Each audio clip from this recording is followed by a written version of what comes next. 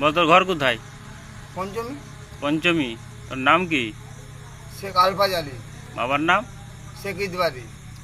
আর তুই এদিকে কোথায় যাচ্ছ? স্যার আমাদের মঞ্জিলের দিন। হুম হ্যাঁ হুম। স্যার আমরা যে মদ খাচ্ছি পার্টি করছি যেখানে সেখানে হচ্ছি স্যার। এটা বক্সড়ি তেল পাম্প। এটা হচ্ছে এটা বক্সরি তেল পাম্প? হ্যাঁ। ঠিক আছে স্যার, আমার বক্সরি তেল পাম্প বলে আমার জানা নেই স্যার। তুই যাবি কোথায় এখন? পঞ্চমী যাব। পঞ্চমী যাবি, এখানে কোথায় আসছো? আর কাদা হয়েছে কি করে তোর গায়ে? স্যার আমি সত্যি কথা বলতে আমার এত নেশা করেছি, আমি জমিনে কাছাড় খেয়েছি না কুজা কাছাড় খেয়েছি স্যার আমার জানা নেই। সত্যি কথাই তোমাকে বলছি আমি।